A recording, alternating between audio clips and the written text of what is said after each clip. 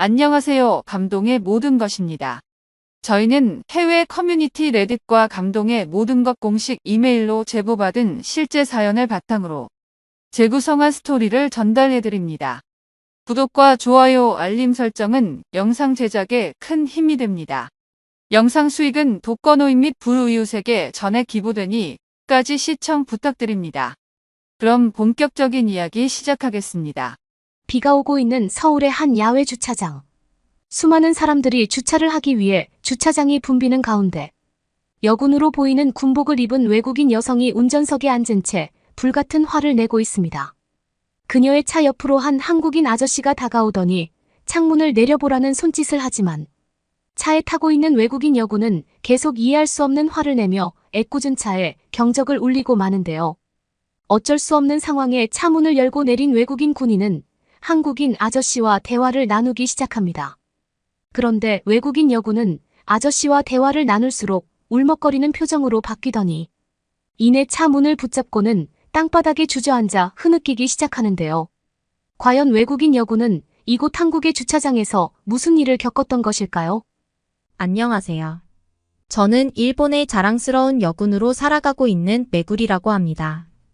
이제 막 30대를 바라보는 늦은 나이에 일본의 여군으로 입대하게 된 저는 한국이라는 나라와 한국인이 있었기에 군인으로서의 자랑스러운 삶을 살아가게 되었는데요.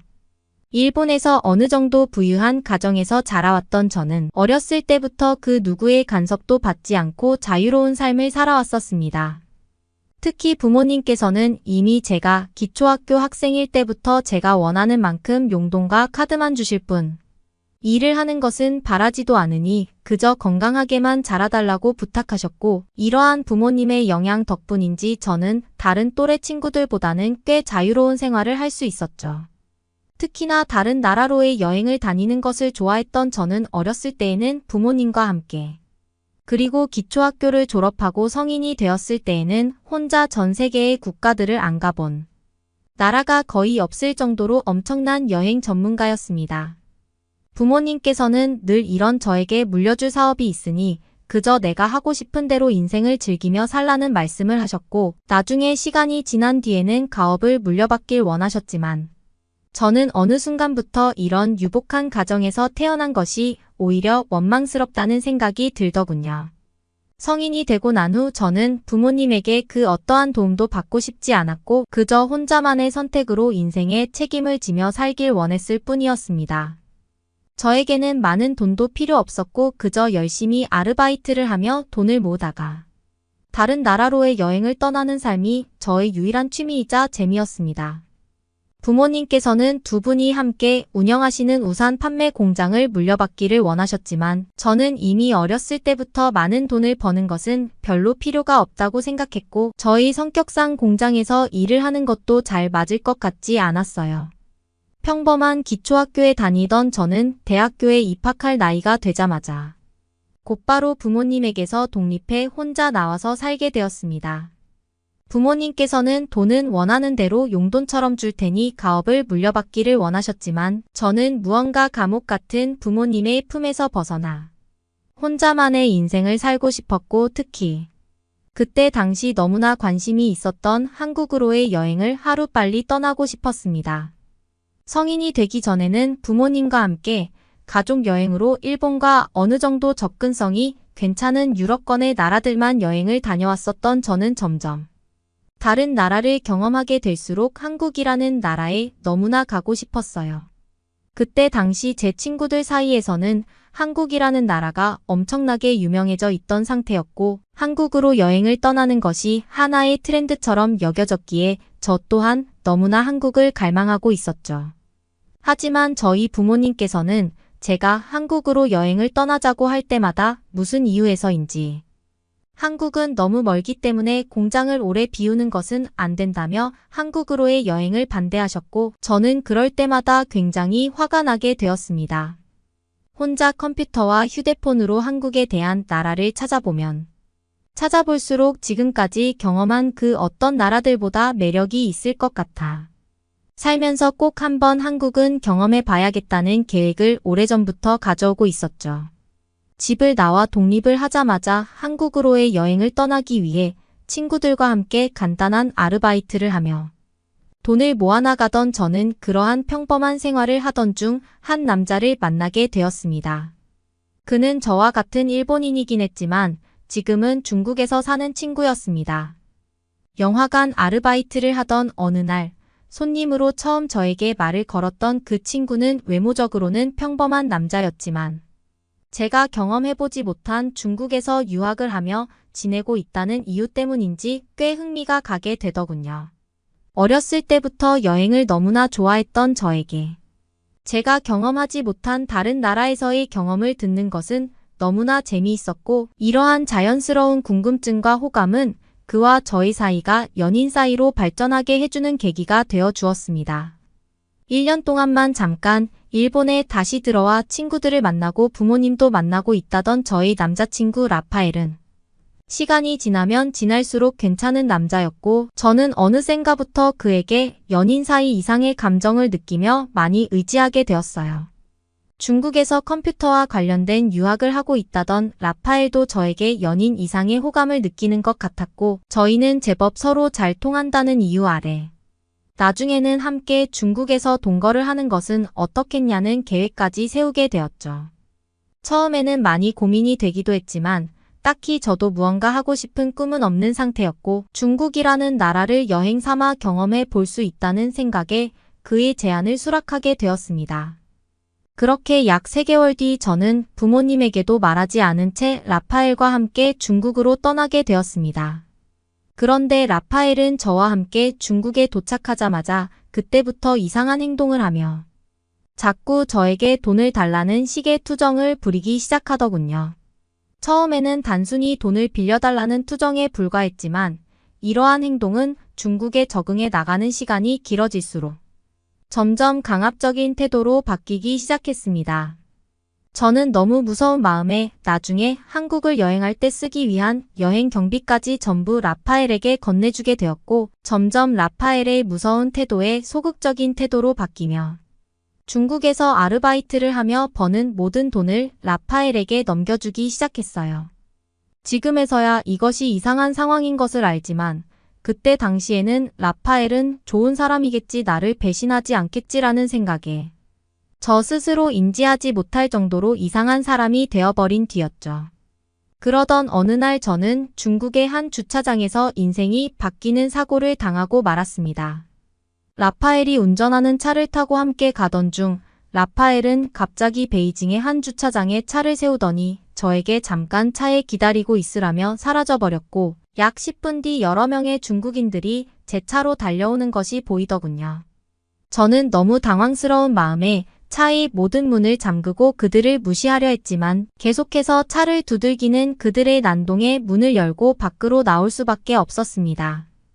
의문의 중국인들은 저에게 주차장에 차를 댔으면 땅값을 내야지라는 어색한 영어와 함께 저에게 돈을 요구하더군요.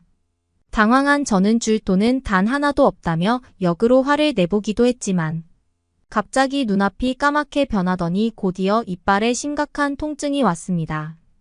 의문의 중국인들은 화를 내는 저에게 돌과 함께 물건 같은 것들을 던지기 시작했던 것이었고 저는 결국 너무 무서운 마음에 가지고 있던 현금과 휴대폰 그리고 장신구까지 건네준 뒤 그 주차장에서 도망칠 수 있었어요.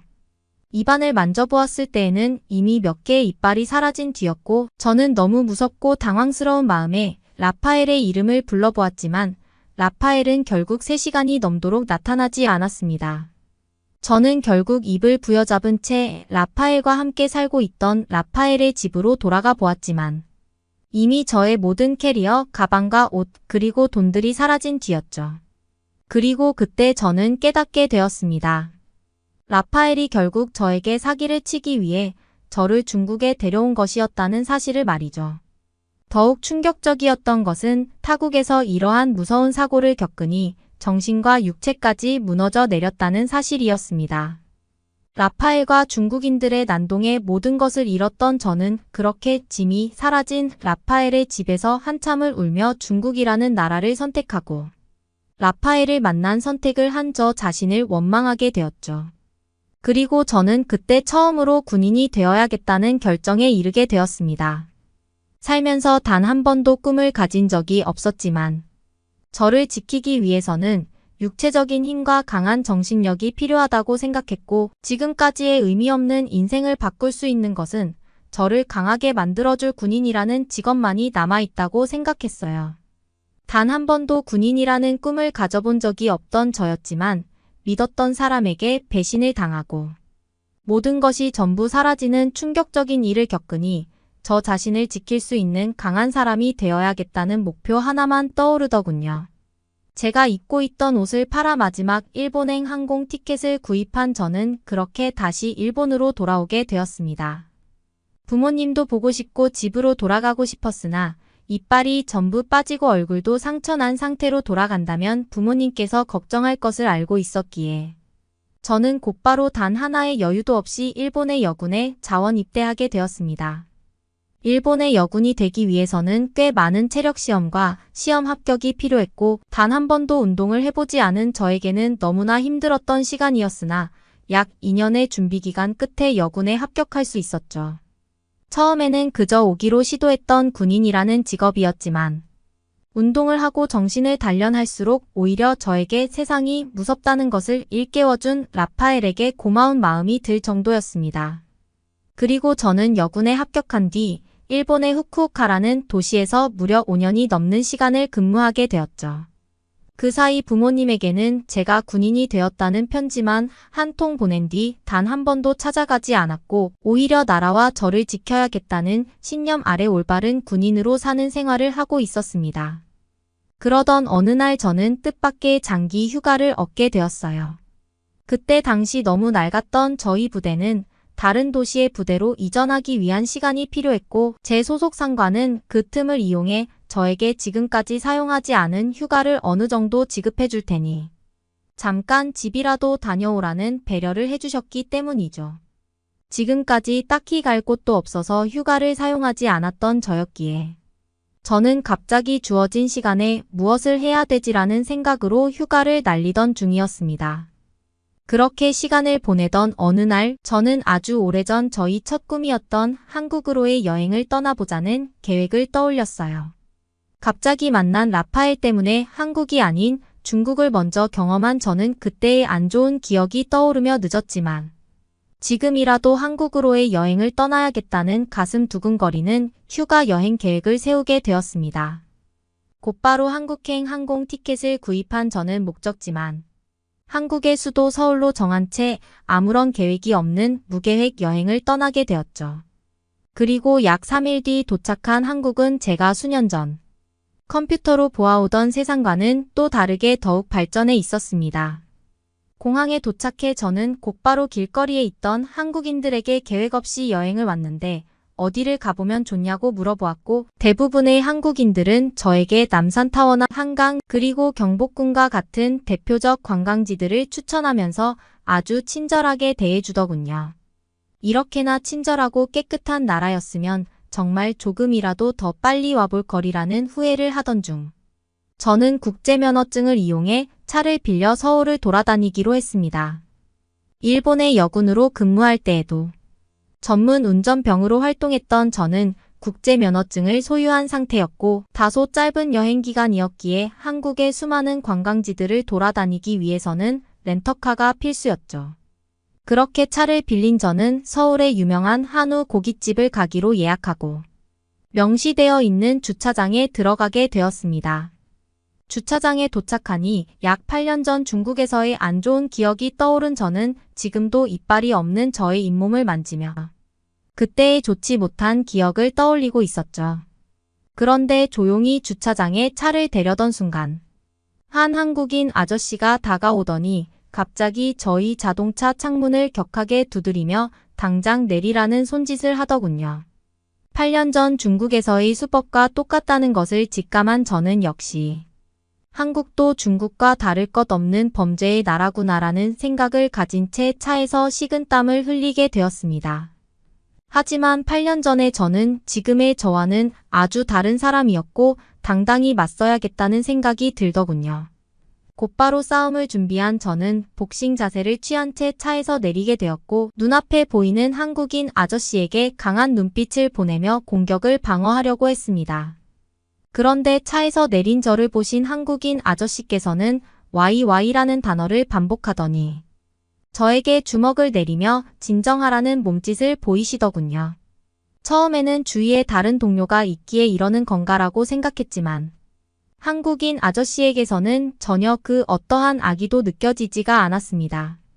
무언가 잘못되었다는 것을 직감한 저는 조용히 손을 내리고 아저씨의 손짓을 따라 자동차 멀리 물러서게 되었는데 곧바로 저를 지켜보던 한국인 아저씨께서는 제 차에 타시더니 갑자기 차를 주차하기 시작하더군요.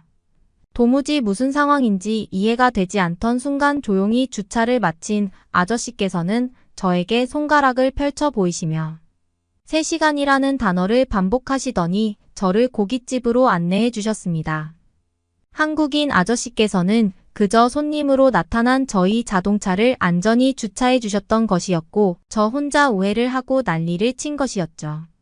그 순간 저는 한국과 중국은 아주 다른 나라구나, 이렇게 안전하고 따뜻한 나라인데 중국에서의 경험 때문에 크게 한국을 오해했다는 자기 반성의 시간을 가지게 되었어요. 또한 일본에서도 단 한 번도 저희 차를 주차해 준 가게는 없었기에 저는 갑자기 알 수 없는 눈물이 흘러내리더군요. 아저씨에게 자동차를 뺏길 생각마저 가지고 있었던 저였지만 한국은 제가 생각한 것 이상의 안전한 나라였습니다.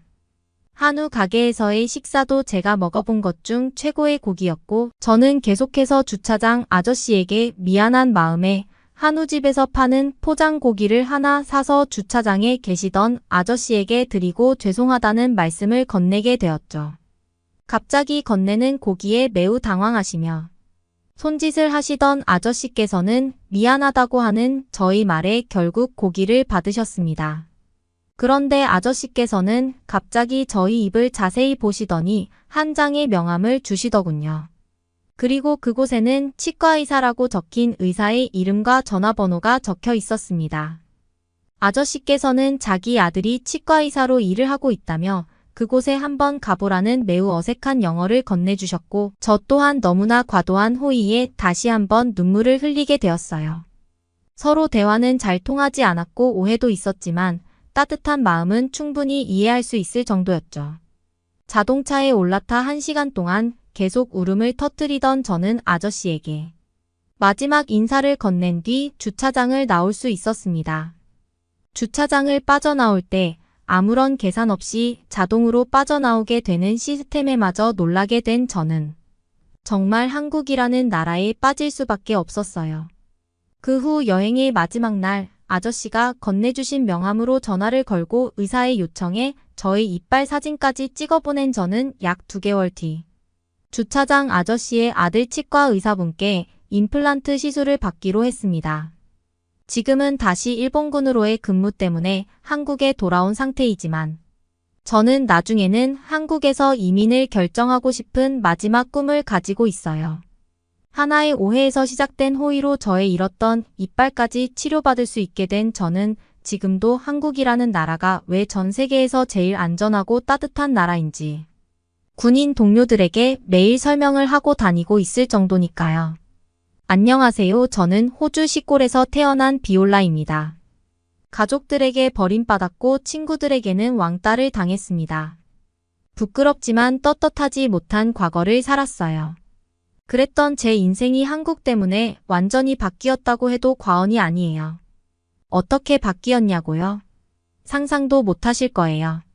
막장으로 살던 저를 구해준 게 한국이거든요. 저는 가정폭력 피해자입니다. 저는 늘 돌봄 환경에서 배제되었고 방치된 상태로 자랐습니다. 그래서 질 나쁜 아이들과 어울려 놀았어요. 그러다가 미성년자 때는 약에 손 뗄 뻔하기도 했죠. 집에서는 용돈을 전혀 주지 않아 굶고 다니기도 했어요. 친구들은 저에게 관광지에 가서 소매치기를 하자고 했지만 차마 그것까지 할 용기는 안 났습니다. 그들 말에 따르지 않자 결국 저를 따돌렸습니다. 질이 나쁜 아이들마저 저를 버린 거죠. 그들에게 버림받지 않기 위해 물건도 훔쳐보고 가벼운 범죄도 저질러 봤습니다. 유학생들을 협박해 돈을 뜯기도 했어요. 그렇게 하면서도 마음이 편하지 않았습니다. 매일 악몽을 꿨고 제대로 잠을 이루지 못했습니다. 하지만 그들은 저를 이용하기만 했습니다. 그게 제 운명인 것 같았어요. 받아들이기로 했죠. 그러던 중 같은 동네에 사는 한국인을 만나게 됐습니다. 그는 저에게 매일같이 인사를 해줬고 저는 반항심이 들어 그 인사를 무시하기도 했습니다. 한 달째 되자 자신의 이름은 킴이고 저녁 먹고 싶으면 언제든 집으로 오라고 말해주었습니다. 저는 침을 뱉거나 동양인 비하하는 포즈를 취하고는 했어요. 저를 동정하는 게 너무 싫었거든요. 그럼에도 킴은 저에게 항상 인사해 주었어요. 다정한 얼굴로요. 하루는 도넛 가게에서 몰래 도넛을 훔치려는데 알바생과 눈이 마주쳤습니다. 그 알바생은 킴이었어요. 킴이 일하고 있던 곳인 거예요. 킴은 저에게 돈은 여러 개를 건넸고 자신이 결제했습니다.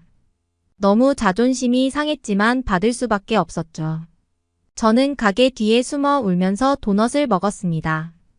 그러자 퇴근한 킴이 제게 다가와 음료를 건넸어요. 그리고 말없이 본인도 제 옆에서 도넛을 먹기 시작했어요. 유럽권이나 북미에서 한 번이라도 살아본 사람이라면 알겠지만 도넛은 사실 그렇게 좋은 음식이 아니에요. 홈리스들이 많이 먹는 건 당연하고 그게 아니더라도 다들 끼니를 대충 먹는 바쁜 현대인들이 애용하는 불량식품에 속합니다. 그런데 한국에서 호주까지 이민 온 부잣집 자식일 텐데 옆에서 함께 도넛을 먹어주는 게 그렇게 고마울 수가 없더라고요. 저는 그날부터 킴과 친해졌습니다.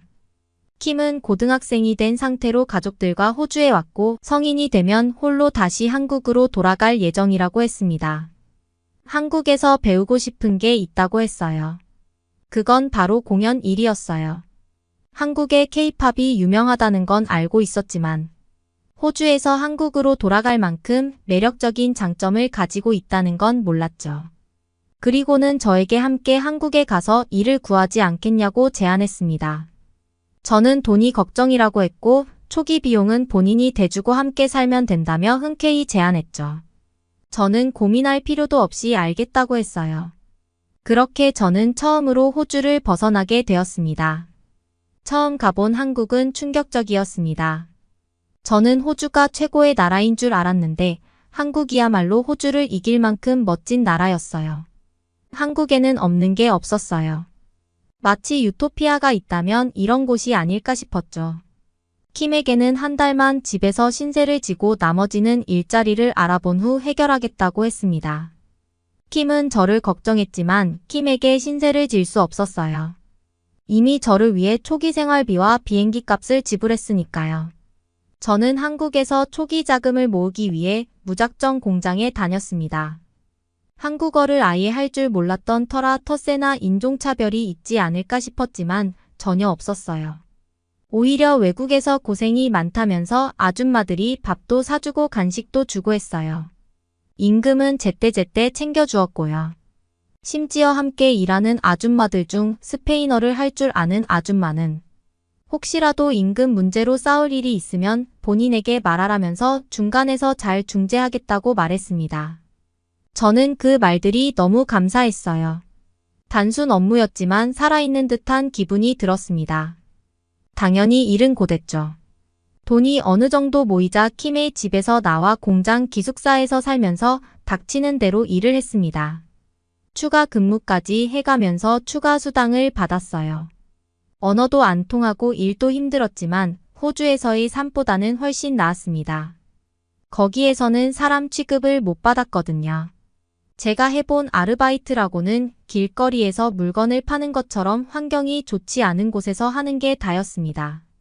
언제나 위험에 노출되어 있는 환경이었죠. 하지만 한국 공장들은 달랐습니다. 작업 환경이 정말 깨끗했고 일단 안전했어요. 한국은 기술만 뛰어난 게 아니라 위생까지 대단히 신경 쓰는 것 같더라고요. 킴에게는 한국이 활발한 수출국이라고 들었는데 공장에서 두 눈으로 확인할 수 있었어요. 늘 필수로 작업복을 입어야 했고 소독도 꼼꼼하게 했습니다. 역시 한국은 남다른 나라였어요. 공장 일이 없을 때는 가끔 서울에 가서 놀기도 했습니다. 킴이 밥을 사주면서 서울 유명한 관광지에 저를 데려갔어요. 저에게 좋은 세상을 보여주고 싶었다고 하더라고요. 저는 그 말에 너무나도 큰 감동을 받았습니다. 킴과 함께 구경한 서울은 정말 멋진 도시였어요. 서울은 제가 하고자 하는 건 무엇이든 할 수 있는 꿈의 도시였죠. 저에게는 어느 정도 돈도 있었고 옆에 가족보다 더 애틋한 친구도 있었어요. 아무 걱정 없이 한강을 걸을 때면 너무 행복해서 웃음이 다 났습니다. 이런 감정을 태어나서 처음 느껴봤거든요. 한국의 야경이 저에게 더 살아도 된다고 말해주는 것 같았어요. 다시는 느껴보지 못할 감사한 순간이었어요. 그리고 한강에는 가족 단위의 한국인이 정말 많았는데 질투가 난다거나 화가 나지는 않고 그저 부럽기만 하더라고요. 보기만 해도 행복해졌어요. 아이들이 뛰놀고 부모는 그런 아이를 걱정하고 저게 전형적인 가족인가 싶더라고요. 한국인 가족들은 전부 행복할까 그런 의문점이 들었죠. 저였어도 서울이라는 아름다운 도시에서 살면 마음 놓고 행복했을 것 같기도 해요. 킴은 저에게 한국의 붉은 문화도 체험하게 해주었어요. 제 또래들로 가득한 홍대 거리는 활기찼습니다. 놀 줄 아는 만큼 저급했던 호주와는 달랐어요. 모두 손에 길거리 음식을 들고 다니거나 인형을 뽑는 등 아주 건전해 보였어요. 이런 나라는 처음이었어요. 번화가였지만 호주처럼 문란한 행동을 하는 사람들도 없었습니다. 한국은 순수한 사람들만 사는 나라인 걸까요? 또 길거리를 걷는 사람들 표정이 정말 행복해 보였어요. 이건 한국인들뿐만 아니라 외국인으로 보이는 사람들도 마찬가지였어요. 뭐가 그렇게 즐거운지 친구들과 함께 웃으며 걸어가더라고요. 그게 너무 부러웠습니다. 호주에서 살 때는 제 주변 모두가 침울한 표정을 지은 채 살아갔거든요. 나라의 삶은 이런 평소 표정에서 나온다고 생각해요. 한국이 그만큼 살기 좋은 나라인 거겠죠. 부럽기도 했지만 제 옆에 힘이 있었기에 안심이 됐어요. 킴뿐만 아니라 공장 아주머니들도 저를 이곳저곳 데리고 다니며 구경시켜 주었어요. 서울뿐만 아니라 차를 끌고 다니며 지방 도시에도 함께 가주었죠. 한국의 각 지역에는 특산물들이 하나씩 있다는 게 신기했어요. 모든 식당이 맛있었고 모든 길거리가 아름다웠어요. 수도인 서울에만 신경을 쓰는 게 아닌 듯 했어요. 한국은 제가 생각한 것보다 조화로운 나라라는 생각이 들었습니다. 한국에서 평화로운 나날이 지속될 줄 알았지만 역시나 제 착각이었어요. 공장에서 3개월쯤 일했을 때 저는 도난 사건에 휘말리게 되었습니다. 누군가가 사물함에 있던 직원의 지갑을 훔쳤다는 거예요. 저와는 상관없는 일이어서 그냥 일을 하고 있는데 함께 일했던 직원 중 하나가 저를 지목했습니다. 제가 훔치는 걸 봤다면서요. 그 직원은 한국말을 유창하게 할 줄 아는 중국인이었습니다. 한국에서 10년을 살았다고 했으니 한국어를 얼마나 능숙하게 하는지 상상이 되시죠? 하지만 저는 그녀에 비해 한국말이 서툴 수밖에 없었고 해명하는 것도 어려웠습니다. 저는 당연히 훔치지 않았으니까 사실대로 말했어요. 하지만 한국어를 잘하지 않아서 횡설수설할 수밖에 없어 공장 직원들을 지휘하는 사람은 저를 의심했죠. 어찌 보면 당연한 사실이었지만 너무 슬펐습니다. 결국 한국에서도 저는 낙인 찍힌 거니까요. 공장의 직원들은 어쩔 수 없이 제 가방을 뒤졌습니다. 사물함도 뒤졌고 제 신발 안도 봤어요. 너무 수치스러웠습니다. 중국인 직원은 제 옷을 벗기려고도 했지만 한국인 직원들이 저를 지켜주기 위해 그건 아니라고 일침을 놓았어요. 그들에게 너무 감사했고 부끄러웠어요. 제가 한 짓은 아니지만 어쨌든 한국어 공부를 안 한 제 잘못도 크니까요. 직원을 관리하는 통솔자는 증거가 나오면 바로 해고라고 했어요. 너무 무서워서 덜덜 떨었어요. 그러자 같이 일했던 아주머니 직원들이 저를 위로해 주었습니다. 그들은 저를 믿어준다고도 했죠. 그 말만으로도 얼마나 위로가 됐는지 몰라요. 다정한 한마디가 정말 고마웠고 그 믿음이 저를 살게 했습니다. 하지만 날이 갈수록 공장에 다니는 게 눈치 보이기 시작했습니다. 저를 믿어주는 사람이 많은 건 알지만 그만큼 저를 의심하는 눈초리로 바라보는 이들도 점점 생겼어요. 제 앞에서 물건을 꺼내지 않고 숨기려고 하는 게 보였습니다. 억울했어요. 너무 서러웠고요. 훔치지 않았으니 된 거라고 스스로를 다독였지만 점점 의심하는 이들이 늘어나자 저도 견디기 힘들더라고요. 정해결이 안 되면 제가 스스로 그만둬야겠다고 생각했습니다. 그동안 모아둔 돈으로 호주로 다시 돌아가든 해야겠다고 느꼈어요. 다시 악마들이 있는 지옥으로 돌아갈 생각을 하니 끔찍했지만 한국에서 더 있다가는 민폐만 될 것 같다는 걱정이 들었죠. 그런데 다음날 출근해보니 공장이 난리나 있었습니다. 저는 잘 되지도 않는 한국어로 무슨 일이냐고 물었고 때마침 아주머니들이 저를 찾고 있었다고 기쁜 목소리로 말했어요. 무슨 말인지 파악하기도 전에 그녀들이 저를 껴안았습니다. 지갑을 훔친 진짜 범인을 잡았다고 했어요. 저는 너무 다행이라고 생각했습니다. 바이올렛 이제 마음 편하게 계속 일할 수 있어 그녀들은 저보다 더 뛸 듯이 기뻐했습니다. 아주머니들이 수상하다 생각해서 CCTV를 뒤졌고 알고 보니 지갑을 훔친 건 중국인 직원이었다는 겁니다. 의도적으로 한국어를 할 줄 모르는 저에게 뒤집어 쓰려고 한 거죠. 만약에 같이 일하는 아주머니들이 도와주지 않았더라면 저는 공장에서 억울하게 잘렸을 거예요. 외국인 신분으로 감옥에 갔을지도 모르는 일이죠. 공장 직원들을 통솔하는 직원이 저를 고발한 중국인과 아는 사이여서 둘이 짜고 친 거라고 하더라고요. 같은 중국인으로서 도우려고 한 것 같았어요. 그 지갑에 들어있는 현금을 둘이서 전부 가지려고 한 거죠. 너무 끔찍했습니다. 제가 호주에 있을 때 질 나쁜 친구들이 하던 짓이랑 똑같았어요. 관광객이나 말을 원활하게 알아듣지 못하는 유학생을 대상으로 이런 짓을 많이 하고는 했죠. 믿기지 않겠지만 유명 관광지에서도 정말 자주 일어나는 일들이에요.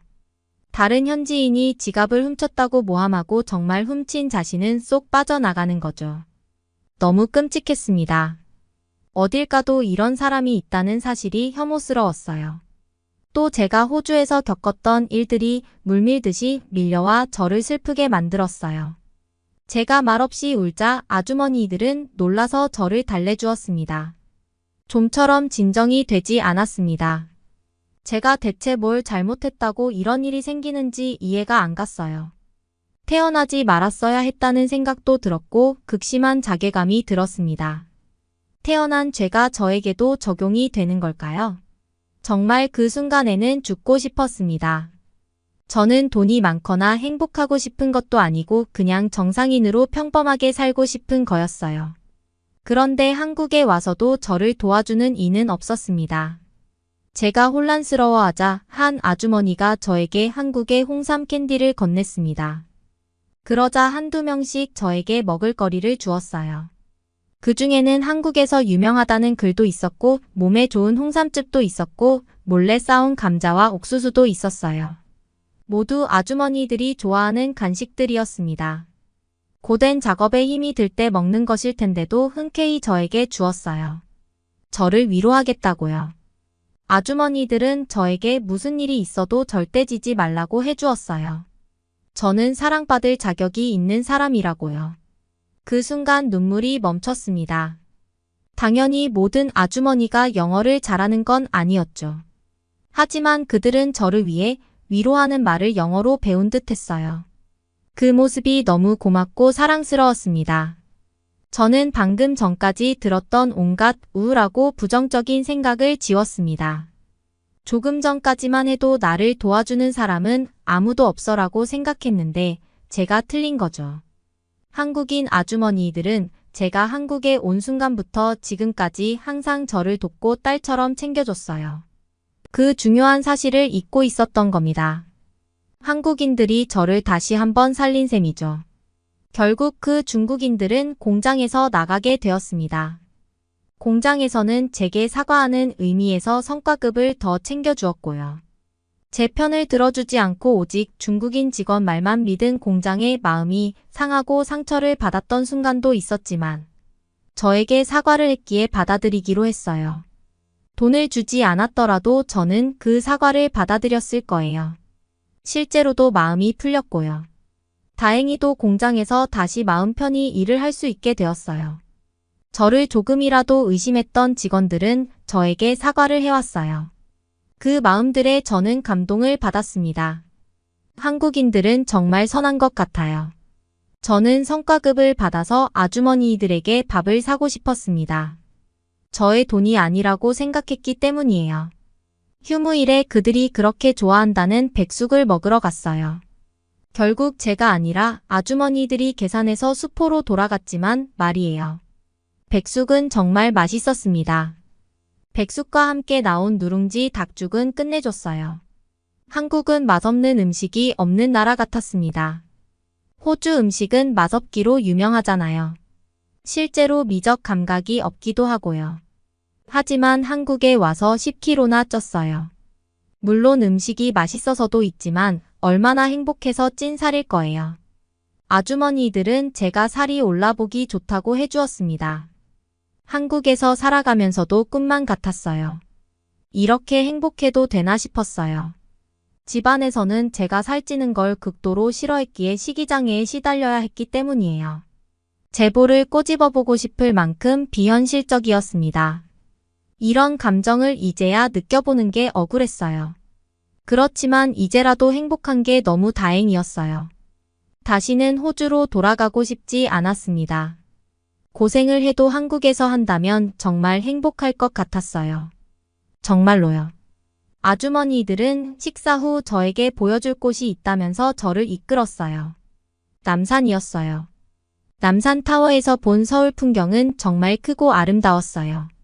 눈물이 날 정도로 아름다웠습니다. 이곳이 정말 제 집이라는 생각이 들었어요. 한국인들과는 생긴 것도 언어도 달랐지만 마음으로는 느낄 수 있었어요. 한국인들이 저를 사랑한다는 사실을요. 공장에서 몇 년간 일을 하고 현재는 한국에 정착해 영어 강사로 일하고 있습니다. 적지 않은 돈을 벌면서 살고 있어요. 공장 아주머니들과는 지금도 연락을 하며 지내고 있고요. 한국인 아이들은 마치 천사 같습니다. 호주에 살고 있는 청소년들처럼 까칠하지도 않고 정이 많았죠. 인종이 다른 저에게도 늘 초콜릿 같은 간식을 주기도 하고 다정한 아침 인사를 건네기도 합니다. 저를 그런 대접은 처음이었어요. 항상 너는 안 될 거라고 무시당하면서 살아왔죠. 제 인생은 말 그대로 지옥이었어요. 늘 우울증에 시달렸고 잠을 자지 못했죠. 하지만 한국에 와서는 모든 것이 달라졌어요. 다시 태어난 수준으로 매사에 감사하며 살게 되더라고요. 앞으로도 한국에서 한국인들과 어우러져 살고 싶습니다. 그들은 저를 받아준 유일한 사람들이니까요. 저는 한국에서 평생 한국인들에게 도움이 되며 살고 싶어요. 저의 새로운 삶을 응원해주세요. 안녕하세요. 제 이름은 피오트입니다. 이제 갓 초등학교에 입학한 사랑스러운 두 딸 미첼과 라라를 키우고 있는 독일인 엄마예요. 쌍둥이다 보니까 신경 써야 할 일이 2배로 늘어나서 몸은 힘들지만 그래도 예쁜 딸들 덕분에 늘 행복한 평범한 엄마랍니다. 저와 제 가족들은 한국과 정말 특별한 인연이 있어요. 사실 저희 가족에게 한국은 정말 생명의 은인과도 같은 나라예요. 한국이 없었다면, 그리고 한국에 그 높은 퀄리티의 시스템이 없었다면 정말 상상하기도 싫어요. 그랬다면 지금의 우리 행복한 가족의 모습은 없었을 테니까요. 오늘 저와 제 가족들이 경험한 한국의 뛰어난 시스템들에 대해 소개해 드릴게요. 제가 세상에서 가장 사랑하는 쌍둥이 딸 미첼과 라라는 지금 건강하게 학교를 다니며 행복한 생활을 하고 있습니다. 그렇지만 처음부터 이렇게 행복했던 것은 아니었어요. 쌍둥이가 3살이 되었을 무렵 언니인 미첼이 갑자기 고열이 나고 아프기 시작했습니다. 몇 날 며칠을 앓고 병원에 가서 약을 받아와도 마찬가지였어요. 의사들은 어린아이들은 그렇게 한 번씩 크게 아프면서 자란다고 했고 자연스러운 현상이라고 했지만 저는 불길했습니다. 엄마로서의 예감이라는 게 있잖아요.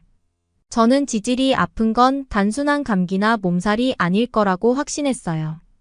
그런데 동네 병원에서는 그저 심한 감기라고만 하더라고요. 증상이 감기 증상뿐이라고요. 그러다 결국 미첼이 코피가 크게 터졌습니다. 코피가 30분이 다 되도록 멈추지 않았고 과다 출혈로 목숨이 위험해지기 전에 미첼을 안고 응급실로 달려갔습니다. 간신히 코피를 멈췄고 큰 병원에서 미첼은 정밀 검사를 받았어요. 그리고 저와 남편은 미첼이 백혈병에 걸렸다는 충격적인 소식을 들어야만 했습니다. 이제 겨우 3살인 어린아기가 백혈병이라니. 이 세상이 무너지는 것 같았지만 저희 부부는 정신을 차려야 했어요. 미첼을 살려야 했으니까요. 그날부터 저와 남편은 큰 병원으로 미첼을 입원시켰고 치료를 시작했습니다. 어른들도 견디기 힘든 항암 치료와 그 독한 약들을 잡고 어린 우리 딸 미첼이 견뎌냈어요. 골수 검사와 백혈구 검사를 위해 하루에도 몇 번씩 주사바늘을 찔러야 했습니다. 엉엉 울면서도 이렇게 해야 금방 집에 간다는 말에 눈물을 닦고 씩씩하게 주사를 맞고 독한 약을 먹었습니다. 예뻤던 금발 머리도 다 빠져버렸어요. 동생 라라가 언니를 보러 병문안을 왔다 가는 날에는 하루 종일 울었습니다. 나도 라라처럼 머리카락을 갖고 싶다고요. 그런 모습을 보는 엄마인 저와 아빠인 남편의 마음도 찢어지게 아팠어요. 미첼은 항암 치료와 약물 치료를 계속 받았지만 확실한 완치 방법은 골수 이식뿐이었습니다. 저와 남편은 처음에 가족들의 골수를 주면 된다고 생각했어요. 저와 남편, 미첼의 조부모님들인 저희 부부의 부모님도 이식, 적합 검사를 받으셨습니다. 라라는 너무 어려서 할 수 없었지만요. 그런데 그 누구도 미첼과 맞는 골수가 없었어요. 알고 봤더니 미첼과 라라의 유전자 때문이었습니다. 골수를 이식하려면 단순히 혈액형만 같아서 되는 게 아니었어요. 조직 적합성 항원이라는 게 맞아야 하는데 이건 가족끼리도 맞는 걸 찾는 경우가 드물다고 하셨습니다.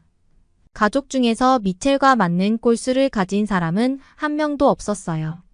그렇게 우리 딸 미첼은 골수 이식 대기자 명단에 이름을 올렸습니다. 그리고 맞는 골수가 나타날 때까지 기다릴 수밖에 없었어요. 의사 선생님께서는 골수 기증 신청자가 들어오는 대로 검사를 해서 그 기증자와 맞는 환자를 짝지어 이식을 한다고 하셨습니다. 그런데 미첼과 맞는 골수를 가진 기증자가 언제 나타날지 모르는 일이었어요. 할 수 있는 것은 병이 악화되지 않기를 기도하며 약을 먹고 치료를 받으며 기다리는 것뿐이었죠. 3살짜리가 감당하기에는 너무도 힘든 일이었습니다. 다행히 우리 딸 미첼이 너무나 고맙게도 씩씩하게 잘 버텨주고 치료를 받아주었어요. 덕분에 심각한 상황까지 가지는 않았죠. 그러나 마냥 기증자를 기다리는 것도 힘들었습니다. 독일의 병원비는 정말 어마어마하게 비쌌거든요. 병원비뿐 아니라 약국이나 하다못해 작은 반창고까지 의료와 관련된 건 다 비싸요. 그러니 미첼이 이번에 치료받는 동안 병원비는 어마어마하게 늘어났고 저희 부부가 감당하기 어려워질 한계까지 왔습니다. 우선 입원비라도 줄이기 위해서 미첼을 퇴원시켜야 했어요. 이건 분명 위험한 일이었습니다. 미첼이 치료를 잘 받고 잘 버티고 있다고는 해도 언제 갑자기 몸이 안 좋아지거나 비상 상황이 생길지 모르는 일이었으니까요. 그러나 돈이 뭐라고? 저와 남편은 딸을 위험한 상황에 빠지게 하는 것 같아 죄책감이 들어 울기도 했습니다. 그러나 돈이 무서워 결국 미첼을 퇴원시키고 집에서 돌봐야 했어요. 혹시나 무슨 상황이 생길까 봐 저는 회사에도 휴가를 냈습니다. 하루 종일 미첼에게서 눈을 떼지 않고 돌보려고요. 어린 미첼은 혹시나 하는 상황에 대비해서 항상 산소통과 콧줄을 옆에 두고 살았습니다. 저도 미첼에게 콧줄과 산소통을 끼우는 방법을 배웠고요. 그 후로 집에서 매일매일 마음 졸이며 살았습니다. 그런 저희 부부가 안타까웠는지 제 친구가 한국 여행을 제안했어요. 재미교포로 제 고등학교 시절 가장 친한 친구였던 도희였는데요. 이는 저에게 조부모님을 보러 한국에 갈 건데 같이 가자고 그러더라고요. 저와 남편이 너무 지쳐 보인다고요. 힐링이 필요할 것 같다고 했습니다. 저는 망설였어요. 당장은 잘 지내고 있지만 아픈 아이를 두고 어떻게 먼 해외여행을 하겠어요. 그렇지만 남편이 먼저 좋을 것 같다고 했습니다. 약과 산소통과 콧줄 등 모든 장비를 챙기고 모든 상황에 대비해서 준비 철저하게 해서 가자고요. 사실 남편은 쌍둥이 동생이었던 라라를 위해서 가고 싶다고 했어요. 언니 미첼이 아프기 시작하니까 자연스럽게 엄마인 제가 라라에게 신경을 써주지 못했거든요. 라라는 주로 아빠나 할머니, 할아버지와 시간을 보내고는 했습니다. 그런데 얼마나 착하고 일찍 철이 들었는지 저에게 한 번도 뭐라고 하지 않았어요. 오히려 아픈 언니를 돌보느라 힘들겠다며 엄마를 걱정했죠. 라라에게도 엄마가 필요하고 항상 같이 놀던 친구인 언니도 없는데 말이죠. 순간 마음이 짠하고 라라에게 미안하더라고요. 그래서 라라를 위해 저희 가족은 한국 여행을 결정했습니다. 그렇게 저희는 만반의 준비를 하고 한국으로 떠났어요. 미첼에게 어떤 상황이 올지 모르니까 병원에서 상담도 엄청 하고 잘 준비했습니다. 출국할 때도 환자임을 서류에 작성했고요. 항공사 측에도 좌석 소독이나 청결 상태를 몇 번이고 문의하고 비행기에 탑승했어요. 그렇게 저희는 한국으로 떠났습니다. 사실 저는 두려움이 있었어요. 미첼에게는 청결 상태와 주변의 깨끗한 환경이 그 무엇보다도 중요합니다. 그런데 제 마음속에 아시아에 대한 편견이 있었던 거죠. 한국이 미첼이 안전할 만큼 깨끗할까 정말 걱정이 많이 되었어요. 그리고 혹시나 저희가 감당할 수 없는 상황이 생기면 어떡하나 그 걱정도 많이 되었습니다. 그렇게 되면 한국의 병원으로 가야 하잖아요. 그런데 한국의 병원이 미첼의 상황을 잘 봐줄 수 있을 만큼 괜찮을까 걱정이 되었던 거죠. 그렇지만 용기를 내서 떠났는데요. 저는 한국 공항에 들어서자마자 큰 충격을 받게 되었어요.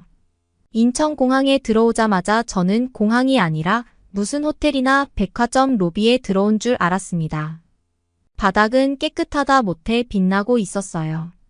사실 독일의 공항들을 보면 그렇게 깨끗하지 않은 공항들을 꽤 자주 볼 수 있습니다. 먼지도 많이 날리고 공기도 좋지 않고요. 그런데 인천공항은 정말 깨끗하더라고요. 심지어 쓰레기통 주변과 화장실 주위까지 다 깨끗했어요. 미첼의 몸 상태 때문에 저는 들어오자마자 청결 상태밖에 보이지 않았거든요. 그런데 남편은 다른 것도 보였나 봐요. 바로 공항의 긴 의자들에 누워서 눈을 붙이고 있는 여행객들이었죠. 남편은 어떻게 가방이나 심지어 핸드폰 같은 고가의 전자기기를 아무렇지 않게 두는지 신기해했습니다. 그리고 무려 잠을 자고 있다고요? 유럽 출장을 자주 다녔던 남편이라 더 놀란 것 같아요. 남편 본인도 경험해 본 적이 있고 유럽에서는 소매치기가 정말 빈번하거든요. 그런데 이어폰을 꽂고 배 위에 핸드폰을 올린 채 잠을 자는 사람들을 보고 정말 놀라웠다고 했어요.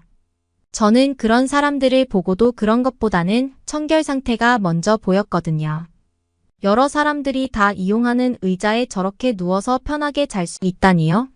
대체 얼마나 깨끗한 건지 놀랐습니다. 이런 환경이라면 미첼과 마음 편하게 여행할 수 있을 것 같았어요. 또 인천공항의 서비스는 정말 상상을 초월할 정도였습니다. 미첼이 아픈 걸 알고 입국 심사를 훨씬 빠르게 끝내주었어요. 먼저 심사받을 수 있도록 안내해 주신 것이죠. 덕분에 미첼이 줄을 서서 오래 기다리며 힘을 빼지 않아도 되었습니다. 그리고 더 감동적이었던 것은 이런 배려가 공항에서 제공한 서비스만은 아니었다는 거예요. 다 빠져버린 머리 때문에 비니 모자를 쓰고 얼굴도 좋지 않았던 미첼을 보고 사람들이 아픈 아이라는 걸 알았던 것 같습니다.